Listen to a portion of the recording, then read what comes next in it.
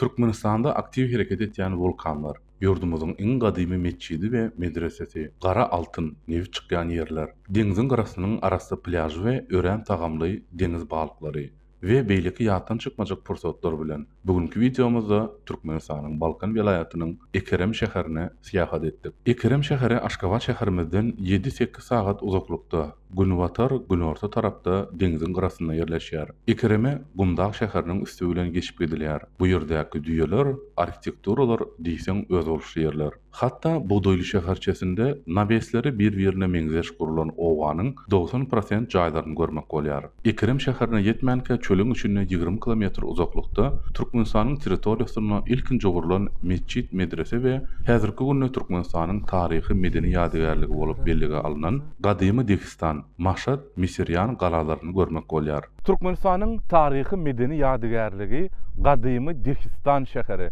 Salam dostlar, biz bugün Maşhad, Misiryan, gadymy Degistan şäherine. Gadymy Degistan şäheri Balkan welaýatynda ýerleşýär. Arkamyzda görnýän gadymy galalar, gadymy Degistan şäheriniň galan ýadygärlikler. Bu gadymy galanyň umumy meýdany 7 kilometr. Gadymy Degistan şäherini görmäge taýin bolsaňyz, ona başlaýar.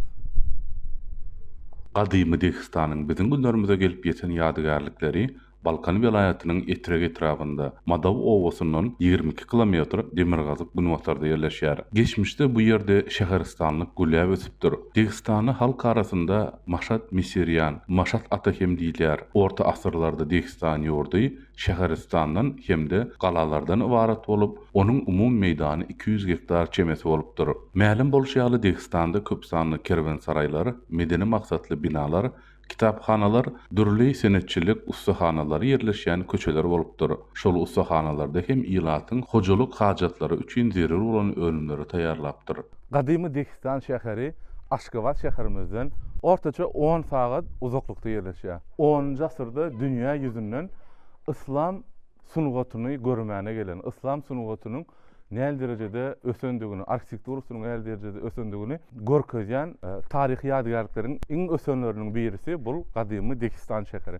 İki sany beýik minaranyň, meçidiň, medreseniň, kerwensaraylaryň, suw howuzlarynyň, başga-da birnäçe imaratlaryň galandylary bugünkü güne çenli saklanyp galypdyr. Degistan beýik ipek ýolunyň ugrunda ýerleşýän iri sowda merkezleriniň biri bolupdyr. Onuň gurilatly ýer hökmünde tanalandygy barada taryhy çeşmelerde agzalýar. Degistanyň uzaklardan sellenläp gömüp täjirleri, alys ýoly söküp gelýän kerwenleri haýran galdyrýan ajaýyp minaralar hakynda 10-njy asyrly taryhçy Al-Magdisi özüniň ilim işinde ýazýar. Şäher gorunuş maksatly salynan halkalayyn 2 diýwar bilen gurşalypdyr. Bu ýerde bişen kerpiçler diňe bir jemgyýetçilik desgalarynda däl, eýsem ýaşaýyş jaýlarynda da giňden ulanypdyr. Arheologlar tarapyndan peýkamlaryň bürünç uçlarynyň, aýalgylaryň, bezek şaýsepleriniň, keramiki küýze örümleriniň galandylarynyň, şeýle hem zähmet guralarynyň tapylmagy bu ýerde geçmişde ýaşaýyşyň gülläp ösendigini habar berýär. Şäher ýylaty ekrançylyk we maldarçylyk bilen meşgullanýarlar. Arpa, buğday ýaly ekinleri ekip gallanyň bol hasylyny öndüripdirler. 1991-nji ýylda gadymy Degistan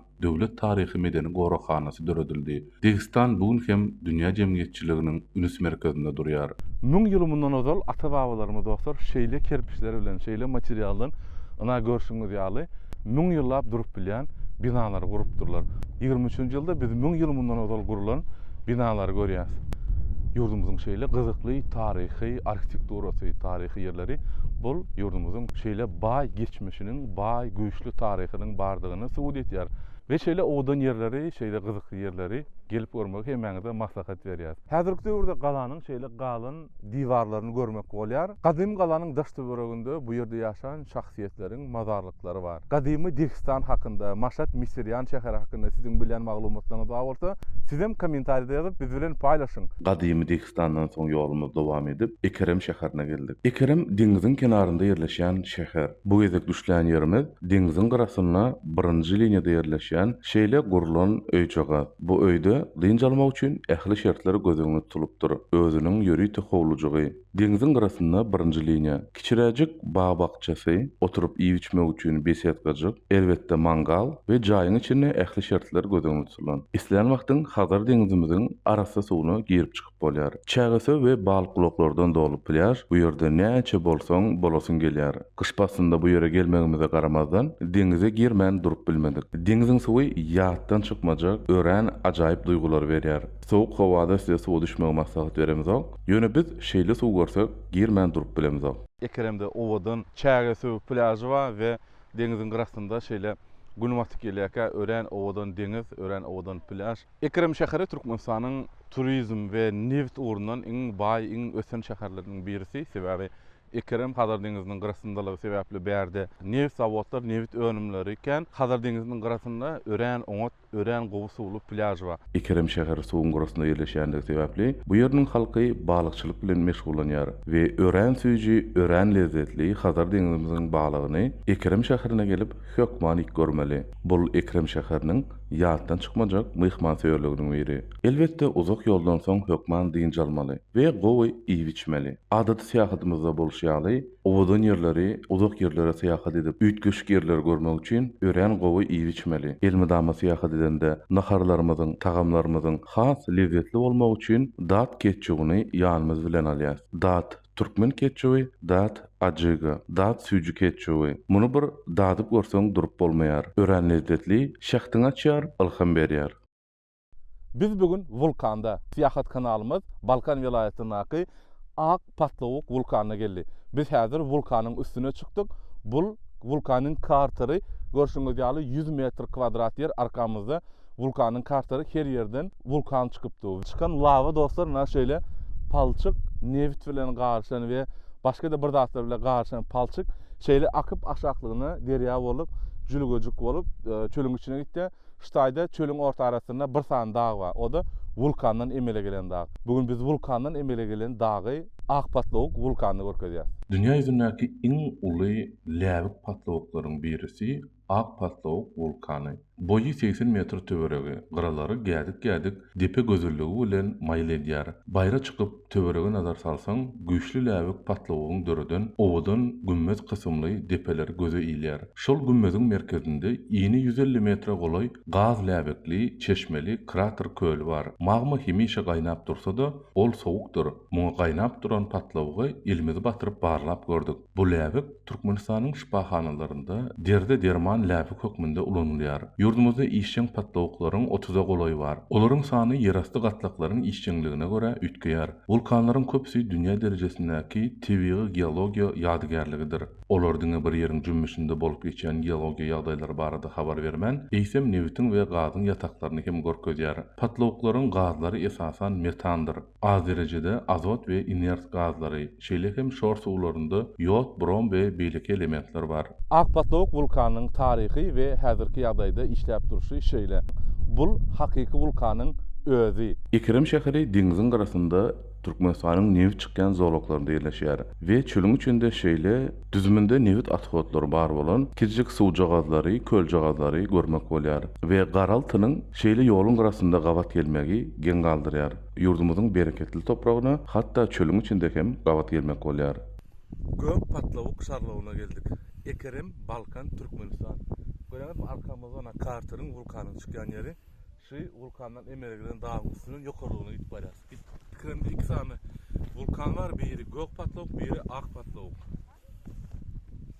Häzir biz Gök Patlawukda Gök Patlawugy görýäris.